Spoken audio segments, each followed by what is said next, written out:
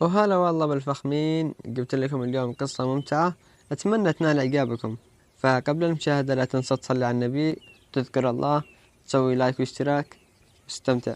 في عام 1996 كانت هناك مجموعة من المتسلقين المحترفين والمغامرين الذين قرروا تسلق جبل إيفرست، والمعروف بأعلى قمة جبلية في العالم.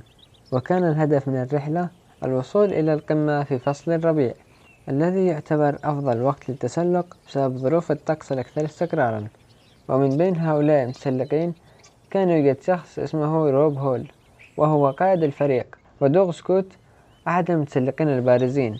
كان الجميع في الفريق يتحلى بالشجاعة والعزيمة، لكنهم لم يعرفوا أن هذه الرحلة ستصبح واحدة من أكثر المغامرات المأساوية في التاريخ. وبعد أيام من التسلق كان فريق المتسلقين على بعد مئات الأمتار فقط من القمة، لكن في ذلك اليوم جاءت عاصفة ثلجية شديدة، وكانت الرياح تعصف بأسرع من 100 كيلومتر في الساعة، ودرجة الحرارة تصل إلى أقل من -30 درجة مئوية. كما تعثرت بعض معداتهم، مما جعل الحركة في تلك الارتفاعات الشاهقة شبه مستحيلة. وكان من المفترض أن يعود الجميع إلى معسكر القاعدة في الوقت المحدد، لكن التأخير بسبب العاصفة أدى إلى نفاذ الأكسجين، وتعطلت الأجهزة التي كانوا يعتمدون عليها. وفي ذروة العاصفة قرر روب هول أن يظل في مؤخرة المجموعة لمساعدة أحد المتسلقين المريضين، وبالرغم من محاولات إنقاذه توفي روب في مكانه بسبب نقص الأكسجين. وبينما كان الفريق يحاول العودة إلى المعسكر، فقد دوغ سكوت ساقه في أحد الأماكن الجليدية وتعرض لإصابات خطيرة، وعلى الرغم من الآلام والمخاطر استمر في القتال للنجاة.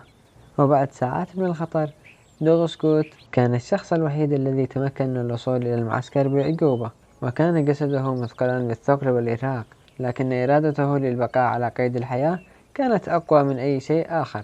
وأعطي دوغ العلاج الطبي بعد عودته، وكان عليه أن يواجه الشكوك والتحديات الجسدية التي تركتها هذه التجربة.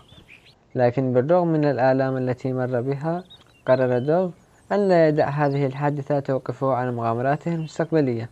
وبعد سنوات عاد إلى الجبل نفسه، وأصبح رمزا للبقاء في وجه المحن. وما حدث في تلك الرحلة كان بمثابة درس قاسي عن قوة الطبيعة والإنسان، وكيف أن العقلية القوية والأمل يمكن أن يساعد على النجاة في أقوى الظروف. بعض الأبطال ضحوا بحياتهم في سبيل إنقاذ الآخرين، بينما الناجي الوحيد دوغ أثبت أن الحياة تستحق القتال بكل ما أوتيت من قوة. وهذه القصة تذكير بأن المغامرة قد تكون مليئة بالخطر، لكنها تبرز قيمة الإرادة البشرية في مواجهة الموت. وسلامتكم. تابعين الغاليين، وجودكم فرحة سنين، لايك وكومنت منكم بس يكفيني ويخليني زين. حب لكم ما له حدود، مع بعض دوما للأمان.